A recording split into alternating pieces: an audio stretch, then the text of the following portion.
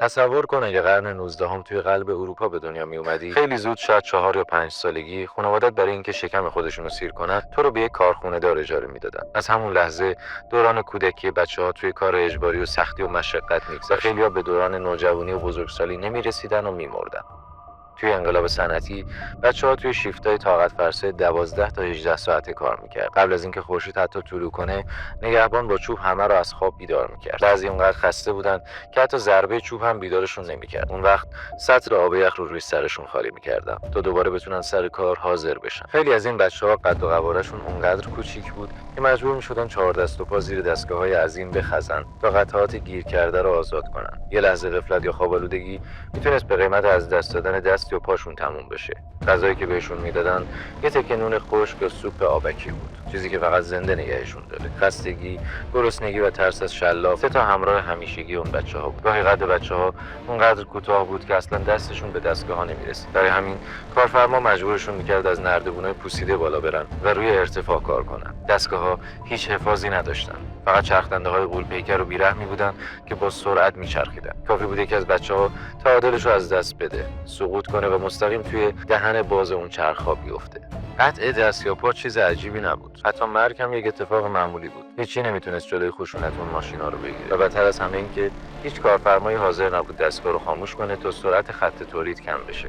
و هیچ قانونی هم برای حمایت از بچه‌ها وجود نداشت تا جلوی بیرحمی کارفرما رو بگیره. وقتی بچه‌ای به خاطر مصدومیت یا مرگ حذف می‌شد، جاش رو خیلی زود با یه بچه دیگه پر می‌کردن. اونا فقط بخشی از تجهیزات مصرفی کارخونه بودن. توی اون دوران سیاستمدارای بریتانیا باور داشتن که بچه‌ها باید از همون کوچیکی عادت کنن به کار و انضباط تا بعدها کمتر سمت تنبلی یا کارهای بد برن. به نظرشون اگه بچه‌ها توی سالهای کودکی کار نمی‌کردن، وقتی بزرگ می‌شدن سمت تنبلی یا کارهای خلاف میرفتن. البته این عقیده رو فقط برای کودکایی که از خانواده فقیر به دنیا می اومدن داشتن، نه برای اشراف زاده ها. اون کارگرای کوچولو اگه شانس می آوردن و از کارخونه های نساجی سر در نمی آوردن، ممکن بود سر از معدن زغال سنگ در بیارن. اونجا اسمشون رو میذاشتن ترپر بوی، یعنی بچه‌ای که باید 10-12 ساعت توی تونل‌های تاریک بشینه و فقط کارش این باشه که دروازه‌های چوبی رو باز و بسته کنه. صدای ریزش سنگ، بوی زغال و تاریکی مطلق همه دنیاشون میشد. هیچ نور خورشیدی اون پایین نبود. اونا ماها هیچ نوری جز شعله ضعیف چراغ‌های نفتی ندیده بودن. خیلی از بچه‌ها بعد از مدتی دیگه چشمشون به تاریکی عادت می‌کرد، یا بهتر بگم بیناییشون رو برای همیشه از دست میدادن. بچه‌های دیگر رو مجبور می‌کردن توی تونل‌های باریک 4 دست و پا حرکت کنن، سطل زغال رو بکشن یا بار سنگین رو از دل معدن بیرون بیارن. بدن نحیفشون زیر فشار خرد میشد و نفسشون پر از غبار سیاه. خیلی قبل از اینکه حتی به نوجوانی برسن، ریه‌هاشون مثل یه مرد 50 ساله پر از زغال و چرک شده بود. بچه‌های معدن خیلی زود میفهمیدن که بدنشون داره از درون نابود میشه. وقتی یکی یکی دندوناشون لغو میشد، میدونستن این نتیجه گرد زغال و رطوبتیه که مثل سم آروم آروم وارد بدنشون شده. اما عجیب اینجاست، بعضیشون از این اتفاق خوشحال میشدن، چون دندونای ریخته صورتشون رو پیرتر نشون میداد و وقتی ظاهرشون شبیه آدم بزرگا میشد، کمتر باهاشون مثل بچه‌های بی‌دفاع رفتار میکردن. در اون دوران وبا مثل سایه مرگ توی شهرها پرسه میزد. آب آلوده مساوی بود با اسهال خونی و مرگ. به همین خاطر بچه‌ها به سختی جرئت میکردن که از آب چاه یا جوب بخورن. پس کاسه‌های فلزی زنگ زدهشون رو روی پشت بوم میذاشتن تا بارون بیاد و چند قطره آب جمع بشه. آبی که گاهی با گرد و خاک و دوده هوا قاطی میشد، اما برای اونا طعم زندگی داشت.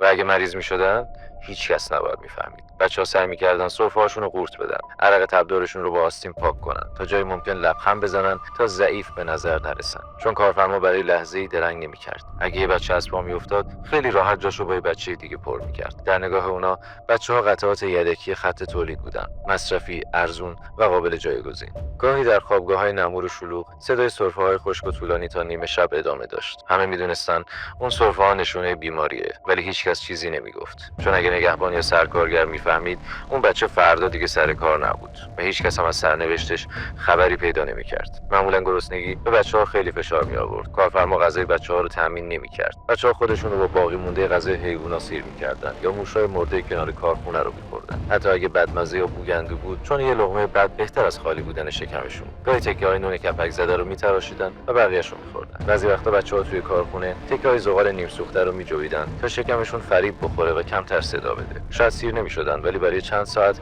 طاقت می‌آوردن. مهمتر از همه هیچ وقت جلوی نگهبان نشون نمیدادن که ضعف کردن، چون اگه سرکارگر میفهمید که بچه دیگه رمقی نداره به چشم بار اضافی بهش نگاه میکرد. یه بچه ضعیف به درد خط تولید نمیخورد و خیلی راحت با یه بچه تازه نفس جایگزین میشد. اگه سرعت کار بچه‌ها کم میشد یا یه اشتباه کوچیک مرتکب میشدن، تنبیه حتمی بود. شلاق چرمی یا کمربند کارفرما روی تن لاغر و نحیفشون فرود میومد و هیچ قانونی هم وجود نداشت که ازشون دفاع کنه. درد بخشی از کارشون بود، درست مثل نفس کشیدن. بچه‌ها برای اینکه کمتر خطا کنن سعی می‌کردن ریتم دستگاه‌های عظیم و بیرحم و توی ذهنشون حفظ کنن. خودشون رو با حرکت مداوم چرخدنده‌ها هماهنگ می‌کردن، انگار بخشی از ماشین شده بودن. چون یه لحظه جا موندن مساوی بود با یک اشتباه بزرگ و اشتباه مساوی بود با شلاق. اما اگه یکی از بچه‌ها عقب می‌افتاد یا زیر فشار کار از پا می‌افتاد، بچه‌های دیگه به کمکش نمی‌رفتن. نه به خاطر بیرحمی، بلکه چون هیچ کدوم رمق اضافه‌ای نداشتن.